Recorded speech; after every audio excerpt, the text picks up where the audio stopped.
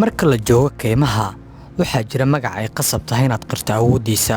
waxaan kaliya magaciisa u dhihi karnaa nuucyo badan oo luqadaha qalaad ah si dhow libaaxa boqorka keynta, asadul qaaba ama king of the jungle. waa midabeeyaha keynta iyo midka aysan jirin cid istaajin karta. marka uu libaaxu dhex joogo keynta waxa uu la mid yahay sida Messi iyo Ronaldo oo ku dhex jira xindaabka cagaaran.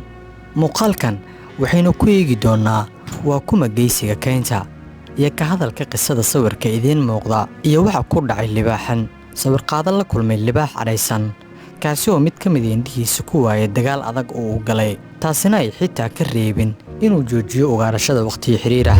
haddaba daawade, haddii aad adigu aaminsan tahay inaad leedahay shakhsiyad adag sida libaaxa oo kale, fadlan like saar muuqaalkan una sheer garee asxaabtaada si aan u helno saaxiibo wanaagsan sida adiga oo kale. inagoo kaa rajeynayna inaad si toos u booqato boggeena Shavino TV oo aad kala socon doonto dhacdooyinka dunida ka dhaca oo aad ka heli doontid. libaaxu isagu waa boqorka keynta, mana jirto cid uu kaga heebaysto hawdka, waana jeer isaga keliya oo halkaasi atooro ka yahay. makaaniisim ahaan si uu u noolaado libaaxu waxa uu galaa dagaallo adag oo uu badi ku guulaysto, inkastoo ay dhici karto in mararka qaar ay naftiisa halis gasho haddii ay ahaan lahayd in dhaawacyo daran ay ka soo gaaraan hardankiisa nololeed, taasina ay saameyn lixaad la ku yeelato inta noloshiisa ka harsan. warbixintan ayaa taabanaysa ama libaax dagaal galay oo ku waayay mid ka mid ah indhihiisa, kaasi oo sawiradan idiin muuqda laga soo qaaday isagoo libaaxu uu yahay mid caraysan oo xitaa uusan dhaafi kari lahayn haddii uu si toosa indhaha u saari lahaa sawir qaadaha kooxda sawirada.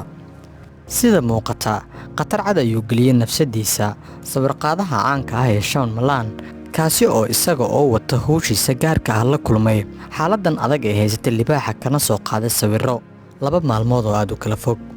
ka hor ka hadlida dhibaatada soo gaartay libaaxa waxaa la isweydiinayaa halka ay ku kulmeen sawir qaadaha iyo libaaxan dhibaataysan. sida ay warbixintu tilmaamayso, 39 jirkan aadka ugu takhasusay qaadista sawirada ayaa wuxuu kula kulmay tuulada Khawai ee waqooyi galbeed ee waddanka Botswana.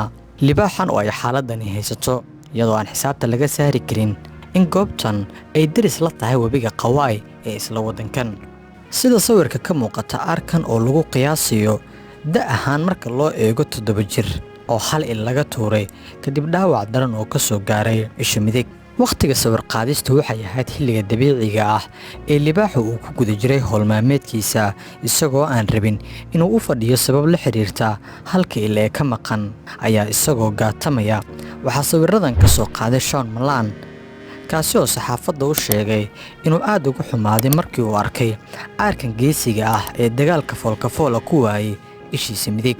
dagaalada keynta way ka dhacdaa waxyeeladan oo kale, laakiin marka ay sheekadu tahay xaalad haysata boqorka keynta ama libaaxa waxaa lagu tilmaami karaa wax adag oo lagu xumaan karo, sida uu sheegay sawir qaaduhu. dhowr maalmood kadib ayuu sawir qaaday Malan dib ugu laabtay bartii uu sawirada kaga soo qaaday arkan ilayga ah, waxaana uu mar kale arkay arkii oo hawshii ugaarta ahayd iska sii wata isla markaana baxsanaya dameer farow.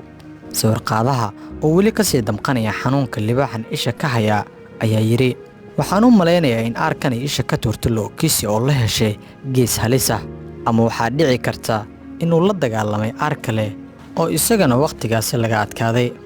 sawir qaada Malan ayaa sidoo kale sheegay in arkan uusan weli ka bogsan dhaawacii soo gaaray kol hore, weliba dhaawacan uu isha libaaxa ku sababi karo in jeermis daran uu qaado, taasi oo khatar cad ku ah badqabka libaaxan.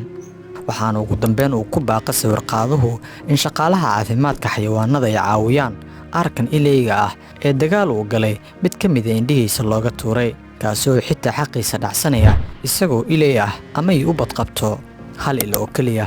haddii aad sheekadan daawatay, fadlan waxaan ku xasuusinaynaa inay muhiim inoo tahay inaad nagu soo biirto oo aad bogga like iyo follow saarto. sidoo kale muuqaalkan like saar adigoo nagu dhiirigelinaya una sheer garee asxaabtaada si aan u helno saaxiibo wanaagsan sida adiga oo kale. waad ku mahadsan tahay la jaanqaadkaaga. magacaygu waa Shaafici Maxamuud Nur Shavino.